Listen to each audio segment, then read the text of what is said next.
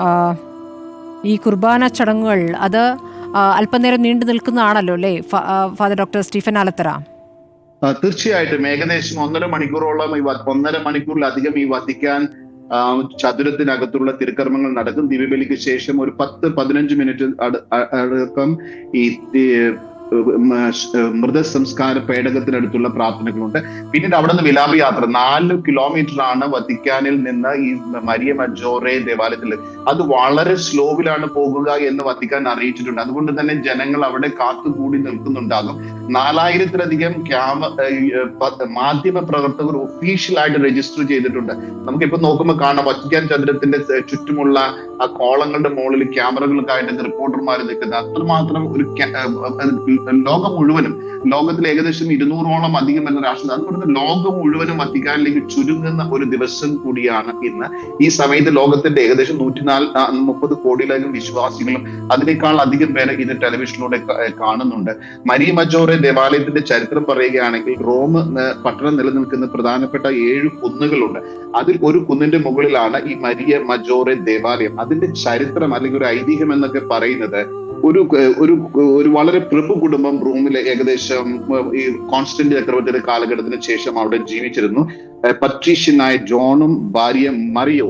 അപ്പൊ അവർക്ക് കുഞ്ഞുങ്ങളൊന്നും ഉണ്ടായിരുന്നില്ല. കുഞ്ഞുങ്ങൾക്ക് വേണ്ടി ഇങ്ങനെ പ്രാർത്ഥിക്കുമ്പോൾ മാതാവ് പ്രത്യക്ഷപ്പെട്ടിട്ട് ഇവിടെ ദേവാലയം പണിയണമെന്നൊക്കെ പറയുന്നു. അങ്ങനെ അവര് ദാനമായി നൽകിയ അവിടെയാണ് പിന്നീട് അവിടെ ദേവാലയം പണി. അതേസമയം തന്നെ വേനൽക്കാലമാണ്. റോമിലെ വേനൽക്കാലത്ത് അവിടെ മഞ്ഞ് വീഴും. ആ സ്ഥലത്ത് മഞ്ഞ് വീഴുന്നു. അന്നത്തെ മാപ്പാപ്പയ്ക്കും ഈ പരിശുദ്ധ കന്യകാമറിയത്തിന്റെ ദർശനം ഉണ്ടാകുന്നു. ഇവിടെ റോമില് ഒരു സ്ഥലത്ത് ഈ മരിയ മജോറെ ദേവാലയം നിലനിൽക്കുന്ന സ്ഥലത്ത് മഞ്ഞ് വീണിട്ടുണ്ട്. അവിടെ ദേവാലയം പണിയണം. അങ്ങനെയാണ് മരിയ മജോറെ. അതുകൊണ്ട് ഈ ദേവാലയത്തിൽ അത് ഓഗസ്റ്റ് മാസം 5-ാം തീയതിയാണ് ഇത് സംഭവിക്കുക. അപ്പൊ അതുകൊണ്ട് തന്നെ മഞ്ഞു മാതാവിന്റെ ദേവാലയം എന്ന പേരിൽ കൂടി അറിയപ്പെടുന്നുണ്ട്. അവർ ലേഡി ഓഫ് സ്നോ. നമുക്ക് മഞ്ഞുമാതാവിന്റെ 2 പ്രധാനപ്പെട്ട ബസിലിക്കകൾ ഇന്ത്യയിലുണ്ട്. ഒന്ന് തൂത്തുക്കുടിയിലെ വളരെ പ്രസിദ്ധമായ അവർ ലേഡി ഓഫ് സ്നോ ബസിലിക്ക, ഒന്ന് എറണാകുളം വൈപ്പിനിലെ പള്ളിപ്പുറം അവർ ലേഡി ഓഫ് സ്നോ ബസിലിക്ക. ഈ ഒരു ചരിത്രം വരുന്നത് മരിയ മജോറെ ബസിലിക്കയിൽ നിന്നാണ്. പിന്നീട് ഇത് ലോകത്തിലെ ഏറ്റവും വലിയ മാതാവിന്റെ തീർത്ഥാടന കേന്ദ്രം ലൂർദിലെ, ഫ്രാൻസിലെ ലൂർദിലെ പരിശുദ്ധ കന്യകാമറിയത്തിന്റെ തീർത്ഥാടന കേന്ദ്രമായാലും, പോർച്ചുഗലിലെ ഫാത്തിമയിലെ പരിശുദ്ധ ഫാത്തിമ മാതാവിന്റെ തീർത്ഥാടന കേന്ദ്രമായാലും, മെക്സിക്കോയിലെ ഗോദാലൂപ്പയുടെ തീർത്ഥാടനം ഒക്കെ ഉപരിയായിട്ട് റോമാ സന്ദർശിക്കുന്ന എല്ലാവരും തന്നെ പോയി പ്രാർത്ഥിക്കുകയും പരിശുദ്ധ കന്യകാമറിയത്തിന്റെ അനുഗ്രഹങ്ങൾ നേടുകയും ചെയ്ത ഒരു ദേവാലയം എന്ന വലിയൊരു പ്രത്യേകത. അതുകൊണ്ടാണ് പല മാർപ്പാപ്പമാർക്കും ഈ ദേവാലയത്തെ മരിയ മജോറെ ദേവാലയത്തോടൊരു പ്രത്യേക മതിപ്പുണ്ടായിരുന്നു, അടുപ്പമുണ്ടായിരുന്നു.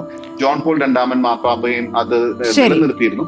അത്തരത്തിലൊരു അതാണ് പരിശുദ്ധ പിതാവ് ഫ്രാൻസിസ് പാപ്പ ഒരു വലിയ മരിയ ഭക്തനായിരുന്നു. അതെ, അതാണ് അദ്ദേഹം അത് പ്രത്യേകം താല്പര്യം എടുത്തു പറഞ്ഞതാണ് തന്റെ കബറടക്കം ഇവിടെ വേണം എന്നുള്ളത്. വരാം ഫാദർ ഡോക്ടർ സ്റ്റീഫൻ ആലത്തറ.